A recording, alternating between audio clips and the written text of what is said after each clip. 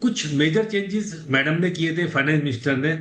और ये कहा था कि एनपीए एनएसएस को लेके एक बड़ा बदलाव किया था कि जो नेशनल सेविंग स्कीम है, और आपको पता होगा नेशनल सेविंग स्कीम 92 में बंद हो गई थी। उसके बाद में जब उसको पैसा निकालते थे तो ये जो स्कीम थी ईएसएस पे थी, यानी एग्जाम, जब आप पैसा जमा करते हो तो एग्जाम मिलेगी, उस पर ब्याज टैक्सेबल है और विड्रॉल भी टैक्सेबल हुआ करता था।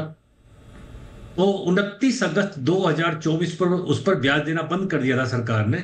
लेकिन मैडम ने इस फाइनेंस बिल में कहा कि जो पैसा विड्रॉ करेंगे उससे वो टैक्स फ्री होगा। तो सीनियर सिटीजन के लिए एक खुशखबरी वाली बात है।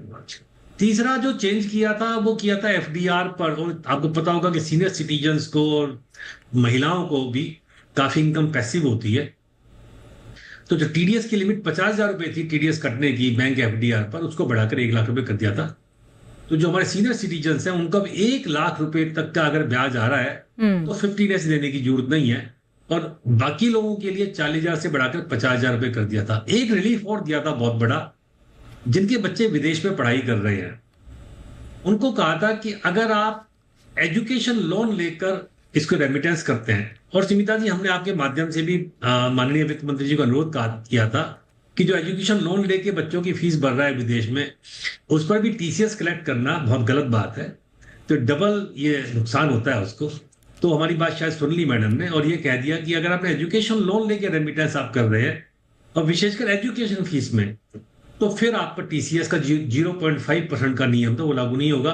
लेकिन इसमें एक बात याद रखने वाली बात है कि अगर आपने एजुकेशन लोन नहीं लिया है और आप एजुकेशन के लिए पैसा भेज रहे हैं तो 5% का टीसीएस आपको लगेगा। स्टार्टअप को एक बड़ा रिलीफ दिया था। स्टार्टअप को कहा था कि हर साल 1 साल की लिमिट बढ़ाया करते थे, एक साथ मैडम ने कहा कि 5 साल के लिए स्टार्टअप को बेनिफिट दे रहे हैं। और मैं जो भी अपने यंगस्टर सुन रहे हैं इस प्रोग्राम को, यंग एंटरप्रेन्योर सुन रहे हैं, बहुत बड़ा रिलीफ है। और शायद एकमात्र डिडक्शन है जो बची हुई है, बाकी सारी डिडक्शन तो खत्म कर दिए सरकार ने। तो आपको 3 साल का टैक्स हॉलिडे मिलता है, 3 इयर्स टैक्स हॉलिडे, जब तक कि आपकी टर्नओवर 100 करोड़ ना हो जाए।